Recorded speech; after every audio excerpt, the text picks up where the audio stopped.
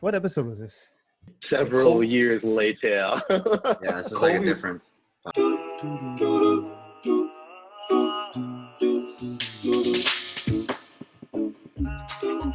Hey, everybody, and welcome back to the Void Experience. It's been a minute. We took a little bit of a hiatus just to kind of regroup, rethink, and gather ourselves during this time of Corona. But let's welcome us back. My name's Oskar. For right, we have Bibhor, we have Nolan, and we have Lewis. Thank you all for coming back and making this happen. So we're going to do things a little different. One here to join us in our podcast today. So we're going to jump straight into it. We've missed a lot over the past few weeks, so I think I'm going to ask some general questions just to get the general thoughts, which I think could be all-encompassing. So the very first one I have is, do you all believe if change is possible only through force? And I'll tell you a story just to kind of maybe preface it a little bit. When I was a kid, I used to get bullied by this other kid, and he used to choke me every single day, right? And like, I used to get mad. I told him I don't like that, right? But I didn't know what to do. And one day I told my parents, and you know, my dad said, next time he does it, you just punch him square in the face. So I listened to him, right? And the bully did the exact same thing as he normally does. He started strangling me. I got mad and I hit him in the face. He fell back, hit his head. The teacher came, split us apart immediately. Right? Though after the fact, that kid became like my best friend. Like he stole toys on my birthday from the preschool to give to me on my birthday.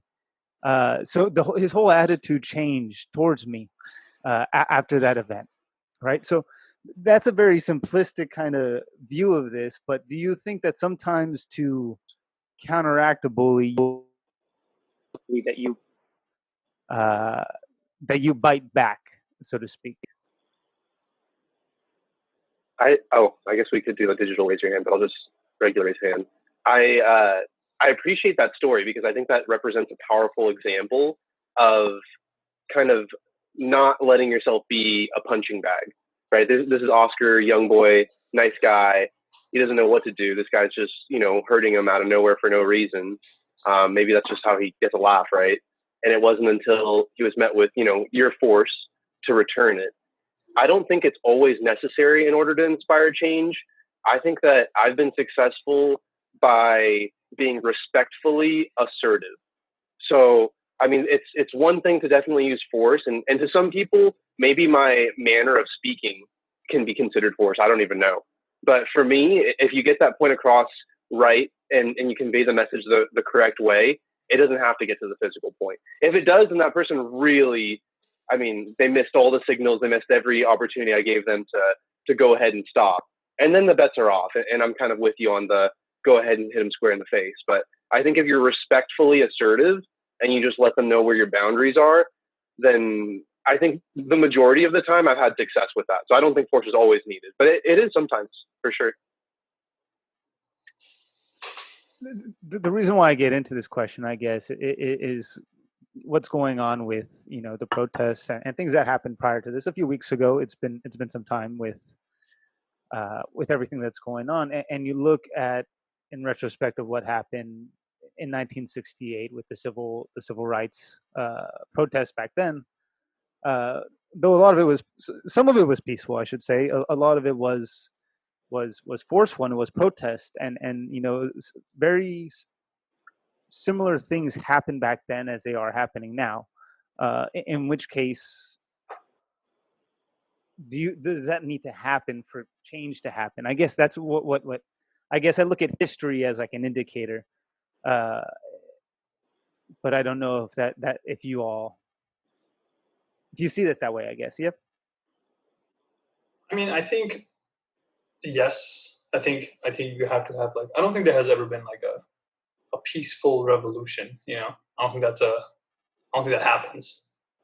I feel like people that are in control and power don't want to let go for obvious reasons, and people that are trying to take power are trying to overthrow the existing thing, whatever that's in place. So I think that comes about from some sort of aggressive revolt, I guess. But I mean, you don't want it that way, I guess, but if it's enough is enough, then I guess people are gonna, not take shit anymore. That's what's happening. Like, you punch them in the face, dude. Like. I mean, I'm not. Yeah, I'm not saying that you should. I was a kid, but It's guess, like different. Like for example, like if it goes to like country for country stuff, like let's say the U.S. is bullying some country, I don't. Obviously, retaliation is the last thing. But I feel like a lot of the times those things get resolved peacefully for the most part. So it depends on like how macro of a scale it is, or how complicated, like how much what is the cost and what is the benefit of like the end result, like like for this kind of like civil type of stuff, like more of a where it's like a freedom issue. I think more people are willing to go to war versus like if it's like like I want to go invade Iraq, I want to support it. So it's like it's different for different things. It's almost like it's easier to follow like an ideology more so than for like a micro stuff. I think it's easier. For more of a macro stuff, I feel like it's harder because like freedom or a lot of revolt stuff, all the stuff that's happening, it's for individual freedom, right? It's for an individual, a group of people not to be treated a certain way. So I think for that, revolt is necessary, I guess. But I don't know. Like, I guess it's necessary. I don't know. I think overall, I think it's necessary for massive change to happen. So my question would be like, what the word change means in that context. Like, are we talking about any type of change, like Hitler coming to power and enacting that change, or are we talking about what right now could be looked at as a fight for equality, right? That's like a genuine, it's like a good thing for society, right? So, I mean, I don't know if that makes a difference, but I mean, that would be my question. I guess if we're talking about change on a huge level like this, I'm assuming we're referring to what's happening right now. And if we are, then I also want to know, what do you mean by force? Like, I agree with what was said, like to bring awareness to a social issue, you can't just sit, like there has to be some outward, expression of that, whether it's people protesting, people posting on social media, people going out and being physically violent, whatever that be. A defined force. So I think there needs to be bloodshed over it. I think no, not in all situations, but sometimes there has to be some sort of force applied to raise awareness for the issue. Like, you can't, a lot of people get annoyed at it, but like there's no other way to do this than like kind of like metaphorically get a megaphone and scream it outside. Like, you're not just going to send out leaflets and like get the point across that Black Lives Matter. Like, you need people. I agree, except for like the violence part of it. Whatever people are doing in terms of protesting peacefully, spreading awareness on social media, X, Y, and Z, funding certain social organizations that will help education and bring these issues to light. I think that's good. That should happen. But to the point where it's violent, I don't. I feel like if you're being violent, you're oppressing the other group to kind of like force them to be nice, I guess. Yeah, you're not working towards a change. You're just straight up trying to hurt the other side. Which that's in this issue. In this, I guess I'll finish up by saying, in this particular scenario, depending on what you mean by force, I agree. Like some, but like there is a limit.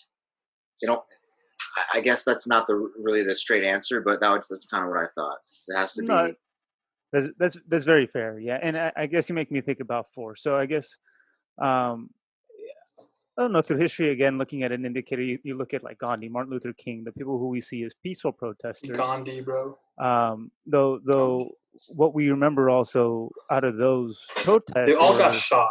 Yeah, well, besides that, they were treated violently. That's why there's no leader of this movement. Well, maybe, yeah, but like Don't all wanna their get shot. protests, like they were, dogs were put on them, like they were given the hoses. They were Dude, beat Gandhi with got pushed off a sticks. train, bro. They pushed him off a train. Well, that Yeah, moving train. She I was saw going that movie, fast. right? They shot him. They shot his ass. Oh so yeah, so they shot him. I They guess shot him. like force. I mean, like if these people were like if people were protesting and no one was like giving them opposition and they were just peacefully protesting, would people be listening as much? I guess for just for sake of playing devil's advocate, is the force from the opposition almost feeding into like, wow, this is actually a problem because they're so like, you know what I mean? Like it may not be force from the side that we think, but force from the opposite side, that may be opposing the protest. Um, Again, thinking of like MLK and Gandhi as that type of the opposite of that, trying to lead with peace, but being Well, here's received the with thing. Like, force. like in Gandhi's case, I guess like it was like it's different because they were pushing the British out. Like there was a common place for the British to go, which was back to England, right? You can't do that here, like you can't. You have to find a middle ground and solve the problem. It's not like like that's why like the civil rights issues didn't get solved in the 60s. That's why you have this lingering problem because it's not a thing where you just like do this and like sides are like if you want to think about like same issue, think about like India and Pakistan, for example, right? Like a split happened and then they were separated completely. Like you want to extend to that measure. Not really. I don't think nobody wants to like split out the nation like multiple ethnicities and shit like that. I don't think that's gonna happen. But yeah, I lost it, bro. It's so hard. You get lost in the question. All these questions, you get lost in them. Based on how you interpret them, you can get really Yeah, I think that kind of playing off of my initial answer, I still think that even this situation, I think that if people are more respectfully assertive of how they feel and that they think that everyone, should be treated with respect and, kindness, regardless of the skin color, then, if you get enough people kind of advocating that way, then I think there's going to be a natural flow to treat people with respect. Like that's just going to be like an ongoing thing. But it has to, I think, start with the younger generations having awareness. So I think it's great that the younger generations are advocating for this and going to the protests and doing all these things. But I think outside of that bubble, because there's a good amount of people doing it, not a lot, that I think you just have to, in your friend groups and in your homes and stuff, kind of correct people when they're, when they're mouthing off and saying things they shouldn't be saying. It's just not discouraging that negative way of thinking. The whole problem is not, I mean, it's a race thing, I guess, but it's more of like social economic like status or like where you fall in like the scale. Young people are like a supporting of that whole thing because young people are generally poor. Young people don't have like money, and it's like a whole like issue of like wealth redistribution and like how like those certain communities were affected on how things were drawn out, post like civil rights movement. Like there were actions that are done to help communities or help like families in middle class America during the 60s, 70s, which same type of subsidies I guess weren't given to like different communities. So I feel like it's more of an issue of like income inequality. Because if you're rich, I feel like cops are not going to come after you as easily as if you're poor. I think that's like the issue, So I feel like it's. I just think it's like more of an issue of like inequality of income versus like. There's a socioeconomic issue here for sure, but I think that the more alert issue, which is why like it's called Black Lives Matter, is probably the color, and that I think even Dave Chappelle, like I don't know if you guys saw his quick snippet that he did, that was completely just kind of gearing towards, he's a famous, well-off, rich, African American, but he still had to be super by the book and officer, I'm just reaching for this, officer. Like he kind of put on his, white guy voice that he uses in his act sometimes to kind of show him like, look, I don't mean any harm. So I don't know about that, man. I don't know if it's just necessarily if you have a lot of money. I think they feel it less, but they still feel it. No, the police thing. Well, that happened. The police thing is like a stereotypical. That's a race thing, like police brutality on blacks. Like that's a race thing, but like that all stemmed out from like this income inequality over generations. And that's what's So created. that's one way to fix it. I mean, there's many, I think, facets to this. I don't think it's one thing fixes all. I think that's one of them. But I think this awareness and like how you see them. You know, you have to get it. Yeah. You have to fix it from the root. You can't fix it from the top down. You have to fix from like the core issue of what this is like issue of like inequality, like some sort of redistribution of wealth. I'm not like, you know, being a communist, but like some sort of like in program, I guess, that fixes everything.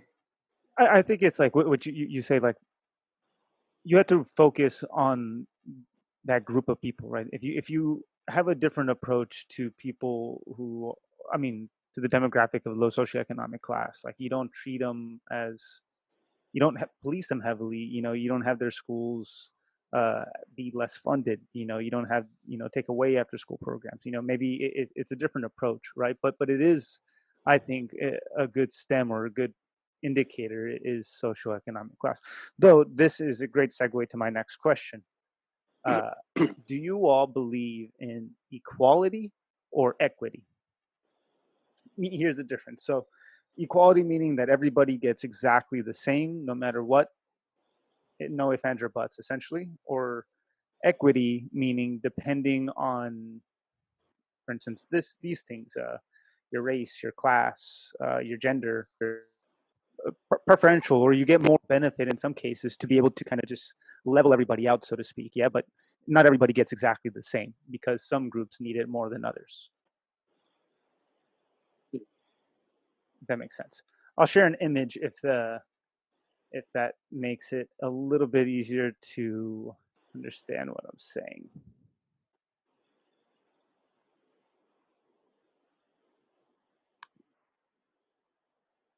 Y'all see that? Right. Yeah, I see that. Yep. Everyone given the same thing versus everyone given kind of what they need, so to speak. Yeah, this is again a little bit of a bias image of it, but just to put it in kind of layman terms, I guess. Okay, this is a. So, what's the definition of capitalism? I don't know. Let's find out. Because it's kind of based around the idea that everyone is just kind of a pawn, and whoever grinds harder to the top can become the king. But the problem is we're not pawns. Some people are not pawns. So it's like the equality thing can only exist if we like perceive. Because even though you can give, I don't know, the minorities are not given equal access to resources, and there's also a negative stigma against them as well, just in society. So I don't think equality can exist at this point in time. It's like how it was explained in how that image is. It's like give everybody an equal opportunity. We're so far away from that. That's a fairy tale. I don't know if I'm understanding correctly, but I don't also agree with the second one either, where it's like things are the way they are. So it's like, let's say that African Americans are the most underprivileged, so we focus all resources there. It's like, is that going to solve anything? I mean, I just don't see the other one realistically being able to be carried out in any way. Like, what would that look like? There's no equality. I think you lose the whole idea of like that drive, I guess, to like work harder and like achieve something more. If it's based on like, well, I don't know, like let's say if you're an athlete that's super, you're born, let's say, or like you have gifts because you were born a certain way, you're faster or whatever it may be, you shouldn't get held back and someone else should be given a higher opportunity because you're better born. You know what I mean? Like I don't know. It's like you should be given. Everybody should be given the same like stuff. I think everyone should be given a baseline, livable and then amount of resources. Yeah, that's what I think. I don't think it should be equal, but everyone should get like baseline. Calculate the amount of money you need to make to not be fucked, and then help people get over that. But don't I don't know. I get what you're saying. The whole tax system is like that. It's a progressive tax system, right? Like we are actually taxed similarly to that. Higher income you make, the higher tax bracket you fall under. It's already like that. I feel like there's tax breaks. There's things that you could like. I know what I'm saying. If you just look at it, it's just like a overview. Higher money you make, the more you get taxed. I mean, like that seems fair. But now, if you look at it, if you really think about it, should you be paying more if you make more? More percentage? So you should all pay the same percent. I work just as hard as someone else. Why should someone else be getting a break? Probably the idea that I don't know. You're so much above what is needed to not only live but to flourish that now. Because everyone can't be like you, we have to take these resources and redistribute to the ones that are not as good as you. That's what you were talking about earlier. That's what it sounds like to me. That's what Nolan was literally just saying. Just have someone have a baseline, and once you get past that baseline, then you take a little more to help the guys that are in an unfortunate position. I don't know. Yeah, but not I don't know. It can't be done where everybody's the exact same. Everyone makes $80K a year. You have to give incentives. There's so many people that can make a shit ton of money. Yeah, you have to incentivize. So here's the difference between capitalism and communism, right? Capitalism, it allows profit to be gained by the owner, right? So that's the main concept. There's profit, and the owners can go get it. Communism is the means of production, and profit is owned by the people producing it. So people that make the product should get the income or should get the profit. So what happens in that instance is you lose entrepreneurship because you lose the drive of why should I work twice as hard or 3 times as hard if I'm all going to be given the same amount of money. You start to lose that if you kind of have it to where you kind of distribute it as I don't know, I feel like giving a lot of social benefits kind of makes people not want to do as much. Yeah, exactly. That's what I was going to say.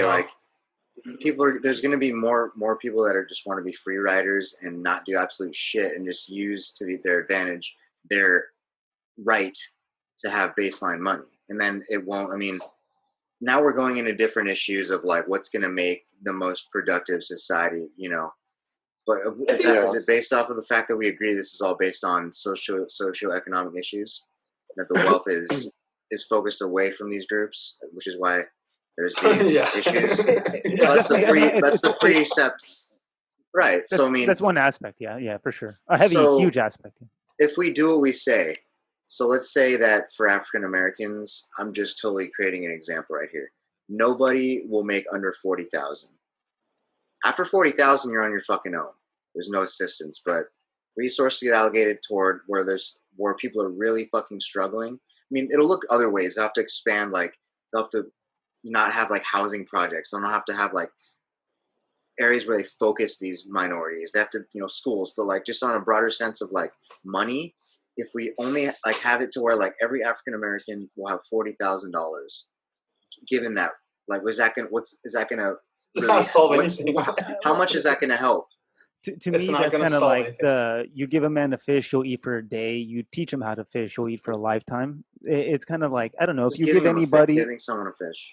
Well, giving them just 40,000 money is for giving the sake of money is they don't know what to do with that 40,000 to double that 40,000 essentially. Well, it doesn't have to take away from people. Well, but that's what I'm saying. Education. So so let's say you instead of putting 40,000 in everyone's bank, you reinvest that into education, after school programs, fund. into I think college fund. A big thing that's hurt us that sounds really nice is that No Child Left Behind Act that George Bush passed in 2001, where kids are not allowed to drop out of high school anymore. I think that's actually hurt our education system because we've had to essentially make sure that these kids are able to stay along, which I know it's something that sounded really good, but in reality may have not worked out how we wanted it to. In which case, how do we change that, right? I think we should open up trade schools. I think we should open up things that give a kid a skill, but doesn't necessarily force them through the traditional education system, forcing them to water that down. But yet they're not just some other person in society. An interesting thing that I know you love Japan, Nolan, and one thing that I found so interesting about that place was you never found a homeless person. And I Or asked like why. two, maybe one or two. I asked like why is there no like homeless people here, right? And they say, well, because Japan does two things. If they find a homeless person, they will find the family for allowing their family member to become homeless. So giving the It's their accountability. Really? Yeah, it's your responsibility to take care of your Wow. family member. And if the person doesn't have a family member, then they're forced to go join the monastery and they become a monk, which gives them food, shelter, and they just Damn. practice being a monk essentially, right? But they're given Jesus. the necessities. So what a But different you That's the just don't wanna approach. do cultural. That's shit the like cultural that. difference, though. Like that will never go That's wild. because I don't want to be mean and say that Americans don't give a fuck about one another. But and I also ask people there the main differences in our society, and it's that we are very individualistic. We're more encouraged to say what we want. But in Japan, it's more about I will put my own what's the Sacrifice. word? I will sacrifice for the common good, even if it means, they did complain that like you're less encouraged to speak out and you have to kind of be subservient to your boss. There's a lot of that, which causes its own set of stress. But in terms of public social services, yeah, Japan is a great place to look at, as well as many other countries of social equality. Yes, they don't have different races there. That's the biggest thing. They have fucking pretty much one race. So obviously, Right. there's not going to be No fighting a there. fraction of these issues. But yeah, I know things like Isn't there that. like a that would help. class The thing, system? like the trade school thing too, that would help everybody. A Is class there like a system in class? Japan? Yeah. No. Sure, yeah. I don't No? think they have There's like not like the higher class and the system? divide, middle class. I mean, no Yeah, different in than terms of America. wealth. everyone has that. Yeah, I think Not same as America. Yeah. but I don't think they have such a huge wealth gap They don't talk. between They don't like talk their about that richest and though. their. That's ultimately what it is, right? If we have a big like middle class, like usually the world is happy, people are happy. But once you have a huge disparity between people who have shit ton of cash and people who just have normal money, like people who make a few $100,000 a year you're not rich, you know. You're still considered like in U.S. scale. They're Around the comfortable. world, you're 1%. What creates that disparity? Disparity. Fuck, man. Disparity. Disparity. What creates that disparity between In what? In like 100 in million? our country? In our country. No, like the real ish part Fucking of it, not the VC average money, person. dude. Why is that VC happening? capital, dude. Yeah, VC dude. I mean, capital. like Generational tech is wealth. also No, like it's tech. It's like just yeah. the way, like the It just way doesn't that make sense. You know, like none of these businesses are profitable, but they're given like $100 million, right? And then valuations. somehow they turn that and they're saying I'm worth $10 billion. No, I shouldn't say that. It's So you extreme, think it's the but fault of these guys like Bezos, guys like Elon Musk, that are like going too ham and sucking the wealth from the lower class because they're just taking it no, all for because themselves? Is that our the whole reason why? country, our whole country believes in like Reaganomics, right? Like it trickles down from the top down. I thought we don't believe in that. No, we all Republicans believe in that. Our entire Wasn't that just that was proven as horseshit? We though, don't wasn't it? believe in that. We don't believe in that. I think it's I horseshit. don't believe in that. So it happened during COVID, right? Like so, our airlines industry got a bailout, right? That is the definition of trickle down economy, right? Because like their whole goal is like, oh, we'll protect the biggest industries. We'll bail these guys out. You know, if they get bailed out, it's like you know, which is kind of stupid because like if in 2006, like they bailed out a bunch of like mortgage companies, right? But what they should have done was like pay the difference of each person's mortgage, whatever that rate, instead of bailing out each mortgage company and fucking over all the small people, like all the house owners. They should have just paid out the difference of the mortgage. So let's say whatever that delta of inflation was, they pay that out for each homeowner. That way you're giving the money right back to the homeowner versus like giant corporations. Giving it to a middleman who's just going to absorb it. Yeah, and never got to like the common people. But like, I think, I don't know, to a certain degree, I feel like Reaganomics works if you're trying to stimulate the economy like at a massive level, like highway projects and stuff like that. But if you want to like increase customer spending, you have to give people, like money. Like even for this like COVID stuff that happened and they gave out those stimulus checks, right? They should have given out like stimulus checks that you couldn't save. If you're really trying to stimulate the economy, you should have given out not use it or lose it type of like money, right? That way people are forced. You just give like like credit a card. Visa card. You give like a debit card. So that way people aren't saving it. Because the whole problem is like they saved it and fucking didn't really get spent, right? And then they're like, oh, like all the multiplier they hoped it to get didn't happen. It didn't go to people that needed it, like restaurant owners and stuff like that. A lot of people just saved it. There's a lot of millennials just straight up bought stocks. So, good for them. So who gets rich off the stocks, right? That's like, Jeff Bezos gained like $9 billion over this. Right? Yeah. So, I mean, it's just, I think the government doesn't think and does these different policies, and then like the results happen. They're like, oh, I should have done it that way because it makes more sense. By the time that happens, all these rich people are like just cashed in fat, like, they get huge breaks. So, like, I don't think Amazon still pays like any tax on, like, not Amazon, like Jeff Bezos doesn't pay any like tax on like gains. Like some weird. Why doesn't he? There's tax breaks against like your capital gains on your stocks, so he gets most of his money through like the gains off his stocks and the like dividends that he could pay off of that. He could just sell a few stocks even, and tax at a lower rate. He outsmarted the system. Yeah. Well, that's why with Bernie Sanders and them, they wanted like a wealth tax, which is like they tax you on top, like a state tax, which is like kind of bad. But a wealth tax is like a tax on top on capital gains. So if you're wealthy of a certain percentage, they just tax you because you're like that rich. Or like, so they think when you die, they tax you on top of income that's already been taxed. There's no other choice but to take it from the rich. That's what we decided. There's no other option but to take it from the people that have a lot. No, but you have to take it from somewhere. The money has to be, Can't print more. You can, but then it makes your money worth less. Then it devalues the money. Dude, that's what China's trying to do. They're trying to like take U.S. currency out of like the world, like being the main currency to use. They're trying to devalue like basically U.S. currency. Just so theirs goes up? No, but I mean, it's like America loses like a huge bargaining chip. That's what it is. Like the world right now runs on U.S. dollars. The entire infrastructure of the world, like oil prices, all the prices are just like converted to U.S. dollars. It's become like Mexican pesos pegged to the U.S. dollar. Yeah, everything has just become like normalized in the U.S. dollar, which ultimately means the U.S. has a lot of power in trade because you're the one holding the capital. You can print U.S. dollars. What's been happening is that we've just been printing mad money and no consequences. China's like, well, dude, you're printing money and there's like huge consequences. That's just stupid. But because we're backed up, like we're basically the de facto currency. It's like, like China's like, you can't do that. So they're trying to take that down. But like, like that guy you guys heard of Muammar Gaddafi? From Yemen? So that guy was it Egypt? Like Liberia or something? I don't know. One of those countries. Libya? He tried to do that like back in the 90s.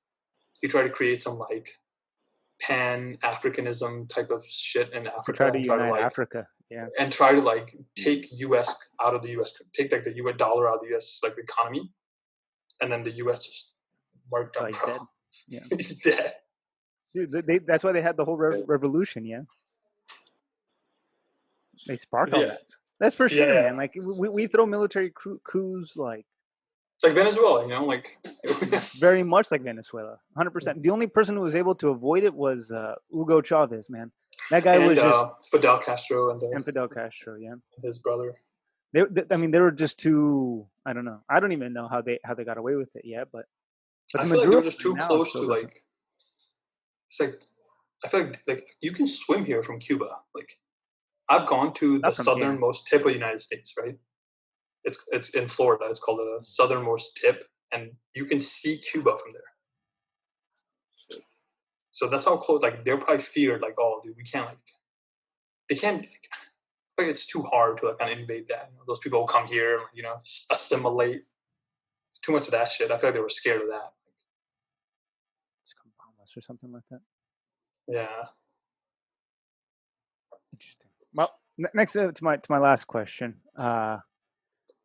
which is kind of what we're kind of talking about, which fundamentally, what do you think is the most important thing to a society? What makes a society strong? I'm not gonna fish Cash on this money, shit. $13 trillion, bro. Is $13 it trillion. Military. The military? Whoever, when it comes to a dick measuring contest, when everyone whips them out, who's the biggest? Because on that type of level, Yeah, I mean, it doesn't matter what your opinion is, I'll bomb your shit.